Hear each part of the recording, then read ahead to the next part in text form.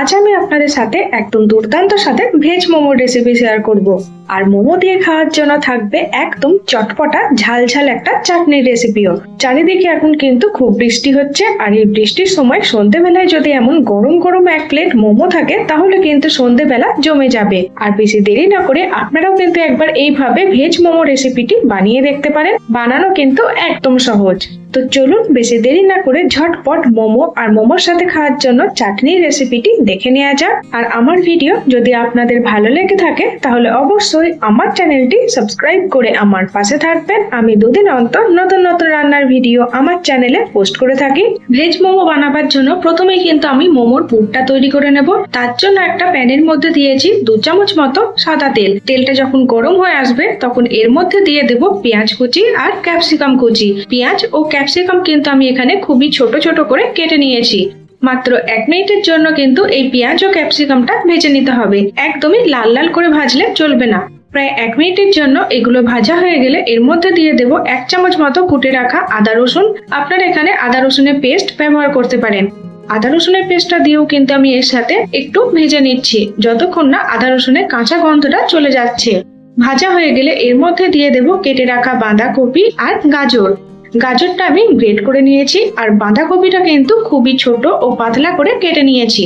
আর time যদি আপনাদের কাছে কম থাকে তাহলে আপনারা এখানে সব সবজিগুলো চপারের মধ্যে দিয়ে চপ করে নিতে পারেন, তাহলে টাইমটা হয়তো একটু কম লাগবে। এখন এক এক করে কিছু মশলা আমি এর মধ্যে দিয়ে দেব। প্রথমেই দিয়ে দিলাম স্বাদ মতো নুন, অল্প একটু পরিমাণে চিনি, প্রায় 1 থেকে 1.5 চামচ মতো গোলমরিচের গুঁড়ো, 2 চামচ মতো টমেটো সস, 1 চামচ মতো গ্রিন চিলি সস আর 1/2 চামচ মতো ডার্ক সয়া সস। আমি এখানে ডার্ক সয়া সস 1/2 চামচ মতো ব্যবহার করেছি। আপনারা যদি লাইট সয়া সস ব্যবহার করেন তাহলে সেটা 1 চামচ মতো দেবেন। এই সবকিছু দিয়ে প্রায় 2 মিনিটের জন্য ভালোভাবে নেড়ে চেড়ে মিশিয়ে ঢাকা দিয়ে আমি 10 মিনিটের জন্য রান্না করে নেব, যাতে সবজিগুলো একটু সেদ্ধ হয়ে আসে। প্রয়োজন মনে হলে আপনারা এখানে একটু জল দিতে পারেন, তবে নুন দেওয়ার ফলে কিন্তু বাঁধাকপি ও গাজর থেকে নিজে নিজে জল ছাড়তে শুরু করে দেবে। যতক্ষণে মোমোর পুরটা তৈরি হচ্ছে ততক্ষণে আমরা মোমো বানাবার জন্য ময়দার ডোটা মেখে নেব। মোমোর ডোটা মাখার জন্য একটা বড় বোলের মধ্যে দিয়ে দিলাম প্রায় 2.5 কাপ মতো ময়দা আর দিলাম স্বাদ মতো নুন। এখন অল্প অল্প করে জল দিয়ে মেখে একটা মাঝারি সাইজের নরম ডো তৈরি করে নিতে হবে। আর একবারই জলটা দিয়ে দেবেন না, তাহলে কিন্তু ডোটা খুব বেশি নরম হয়ে যেতে পারে। অল্প অল্প করে জল দিয়ে মাখতে হবে। আমরা রুটি মাখার জন্য যেমন একটু নরম ডো তৈরি করি ঠিক সেইভাবেই কিন্তু একটু নরম ডো তৈরি করে নিতে হবে। ডোটা যখন একটু মাখা হয়ে যাবে তখন উপর থেকে দিয়ে দেব 1 চামচ মতো তেল। তেলটা দিয়েও আমি ডোটা আবার একবার ডলে ডলে ভালোভাবে মেখে নিচ্ছি।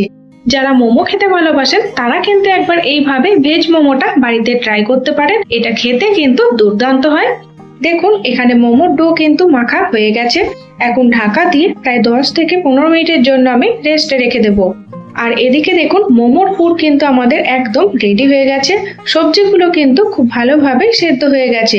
যদি পুরটার মধ্যে অল্প একটু জল থাকে তাহলে গ্যাসের ফ্লেমটা বাড়িয়ে কিন্তু জলটা শুকিয়ে নেবেন, যাতে পুরটা একদম ঝরঝরে হয়ে যায়। মোমোর পুরটা হালকা ঠান্ডা হয়ে গেলে একটা বড় বোলের মধ্যে আমি ঢেলে নিচ্ছি। এইভাবে যদি একবার ভেজ মোমোটা বাড়িতে বানিয়ে খান তাহলে দেখবেন আর দোকান থেকে কিনে আনা ভুলেই যাবেন, কারণ বাড়ির বানানো এই ভেজ মোমোটা খেতে কিন্তু দোকানের থেকে অনেক বেশি টেস্টি হয়। এখানে মোমোর পুরটা আমি ঢেলে নিয়েছি।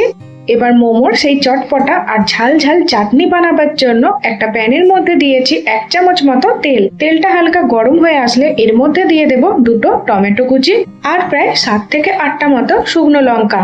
মোমোর চাটনিটা কিন্তু বেশ ঝাল ঝাল হয়, তাই আমি এখানে 7 থেকে 8টা মতো শুকনো লঙ্কা ব্যবহার করেছি। আপনারা যেমন ঝাল খেতে পছন্দ করেন সেই অনুযায়ী কিন্তু এখানে শুকনো লঙ্কাটা অ্যাড করতে পারেন। টমেটো ও শুকনো লঙ্কাটা তেলের মধ্যে হালকা নেড়ে চেড়ে নিয়ে এর মধ্যে দিয়ে দিলাম 1 বাটি মতো জল। এখন ঢাকা দিয়ে 5 মিনিটের জন্য রান্না করে নেব, যাতে টমেটো আর শুকনো লঙ্কাটা নরম হয়ে আসে। 5 মিনিট পর ঢাকাটা আমি খুলে দিলাম। দেখুন এখানে টমেটো আর শুকনো লঙ্কা কিন্তু খুব ভালোভাবে নরম হয়ে গেছে। এখন টমেটোর ছালগুলো আমি এভাবে হাতার সাহায্যে বার করে দিচ্ছি। এবার টমেটো আর শুকনো লঙ্কাটা কিন্তু পুরোপুরি ভাবে ঠান্ডা করে নিতে হবে। ঠান্ডা করে নেওয়া হয়ে গেলে একটা মিক্সার জারের মধ্যে এই সবকিছু আমি ঢেলে দিচ্ছি, আর মশলা ধোয়া অল্প একটু জলও দিয়ে দিলাম এর মধ্যে। এবার এর মধ্যে দিয়ে দেব স্বাদ মতো নুন, প্রায় 2 চামচ মতো চিনি আর 1 চামচ মতো টমেটো সস। এই সবকিছু দিয়ে কিন্তু খুব ভালোভাবে এটা পেস্ট বানিয়ে নিতে হবে। দেখুন মোমোর চাটনি বানাবার জন্য কিন্তু টমেটো ও শুকনো লঙ্কার পেস্ট আমাদের একদম রেডি হয়ে গেছে। এবার চাটনিটা বানাবার জন্য একটা প্যানের মধ্যে আমি নিয়েছি প্রায় 3 চামচ মতো সাদা তেল। তেলটা যখন খুব ভালোভাবে গরম হয়ে আসবে তখন এর মধ্যে দিয়ে দেব প্রায় 1 চামচ মতো আদা রসুন কুচি। এখানে আদার থেকে রসুনের পরিমাণটা কিন্তু একটু বেশি রাখতে হবে। আদা রসুনটা আমি তেলের মধ্যে নেড়েচেড়ে জাস্ট হালকা ভেজে নিচ্ছি, একদমই লাল করে ভাজার প্রয়োজন নেই। যখন হালকা ভাজা হয়ে যাবে তখন এর মধ্যে দিয়ে দেব শুকনো লঙ্কা ও টমেটোর পেস্ট। মশলা ধোয়া কিছুটা পরিমাণে জল আমি এর মধ্যে দিয়ে দিলাম। চাটনির কালারটা যাতে ভালো আসে তার জন্য আমি এখানে দিলাম 1/2 চামচ মতো কাশ্মীরি লঙ্কার গুঁড়ো। এই সব কিছু খুব ভালোভাবে মিশিয়ে নিয়ে প্রায় 2 থেকে 3 মিনিটের জন্য রান্না করে নিলেই দেখবেন আমাদের দারুণ স্বাদের একদম চটপটা আর ঝাল ঝাল মোমোর চাটনি রেডি হয়ে যাবে। নামাবার আগে এর উপর থেকে দিয়ে দিলাম অল্প একটু ধনেপাতা কুচি।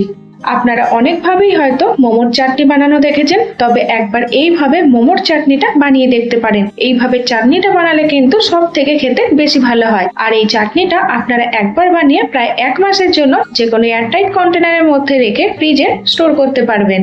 মোমো বানাবার জন্য যে ময়দার ডোটা আমি আগে থেকে মেখে রেখেছিলাম সেটা আমি ঢাকাটা খুলে দিলাম আর হাতের সাহায্যে আমি আর একবার মেখে নিচ্ছি। এখন এই ডোটা থেকে সমান মাপের আমি ছোট ছোট লেচি কেটে নেব। মোমো বানাবার জন্য কিন্তু আমি লেচিগুলো কেটে রেডি করে নিয়েছি। এবার চাকতি বেলনার মধ্যে এক একটা করে লেচি নিয়ে উপর থেকে অল্প একটু শুকনো ময়দা ছিটিয়ে একটু পাতলা ভাবে বেলে নিতে হবে। আমি এখানে কিন্তু রুটিটা একদমই মোটা করে বেলিনি, একটু পাতলা ভাবে বেলে নিয়েছি। এই ময়দার রুটিটা যদি খুব বেশি মোটা হয়ে যায় তখন কিন্তু মোমোটা খেতে অতটাও ভালো লাগে না, তাই মোমোর কোটিং যতটা পাতলা হয় মোমো খেতে কিন্তু ততই ভালো লাগে। দেখুন আমি এখানে হাতের সাহায্যে রুটিটা দেখিয়ে নিচ্ছি, দেখে বুঝতেই পারছেন ঠিক কতটা পাতলা ভাবে রুটিটা আমি বেলে নিয়েছি। এখন এই রুটিটার মধ্যে দিয়ে দেব আগে থেকে তৈরি করে রাখা 2 চামচ মতো মোমোর পুর। তারপর হাতের সাহায্যে মোমোটার আমি শেপ দিয়ে নিচ্ছি। আমি যেমন ভাবে দেখাচ্ছি আপনারাও ঠিক সেই ভাবে মোমোটা তৈরি করে নেবেন। দেখুন একটা মোমো কত সুন্দর ভাবে তৈরি হয়ে গেল। আরেকটা মোমো আমি ঠিক একই ভাবে তৈরি করে নিচ্ছি। এই মোমোর শেপটা যদি আপনাদের কাছে কঠিন মনে হয় তাহলে আপনারা নর্মাল গোল করেও কিন্তু মোমোগুলো বানিয়ে নিতে পারেন। এইভাবেই কিন্তু এক এক করে সব মোমোগুলো আমি তৈরি করে নেব। দেখুন এই মোমোটাও কত সুন্দর ভাবে তৈরি হয়ে গেল। প্রায় 10টা মতো মোমো আমি এখানে রেডি করে নিয়েছি আর সবকটা মোমোই কিন্তু খুব ভালোভাবে তৈরি হয়ে গেছে। দেখে আপনারা নিশ্চয়ই বুঝতেই পারলেন যে বাড়িতে ভেজ মোমো বানানো কতটা সহজ। এখন ভেজ মোমোটা স্টিম করার জন্য একটা কড়াইয়ের মধ্যে জল দিয়ে তার উপর এইরকম ছিদ্রযুক্ত থালাটা রেখে দিয়েছি। এখন থালাটার মধ্যে অল্প করে তেল ব্রাশ করে নিচ্ছি, তারপর এক এক করে মোমোগুলো দিয়ে মোমোগুলোর উপর থেকেও কিন্তু আমি অল্প করে তেল ব্রাশ করে নেব। এর ফলে দেখবেন মোমোগুলো স্টিম হয়ে যাওয়ার পর খুব সহজভাবে থালা থেকে উঠে আসছে, একটা মোমো কিন্তু একে অপরের সাথে লেগে যাবে না। এবার ঢাকা দিয়ে একদম লো ফ্লেমে প্রায় 15 মিনিটের জন্য মোমোগুলো এইভাবেই স্টিম করে নিতে হবে। 15 মিনিট পর ঢাকাটা আমি খুলে দিলাম। দেখুন আমাদের দারুণ স্বাদের ভেজ মোমো কিন্তু একদম তৈরি হয়ে গেছে। ওপর থেকে অল্প একটু ধনেপাতা কুচি আমি ছড়িয়ে দিলাম যাতে দেখতে ভালো লাগে আর খেতেও ভালো লাগে। এখন একটা প্লেটের মধ্যে এই গরম গরম ভেজ মোমোটা চটপটা আর ঝাল ঝাল মোমো চাটনির সাথে পরিবেশন করে নিচ্ছি। আপনারা যারা এখনো অবধি বাড়িতে মোমো বানিয়ে দেখেননি তারা কিন্তু একবার এইভাবে ভেজ মোমোটা বানিয়ে দেখতে পারেন। খেতে এতটাই ভালো হয় যে দোকান থেকে কিনে খাওয়া ভুলেই যাবেন।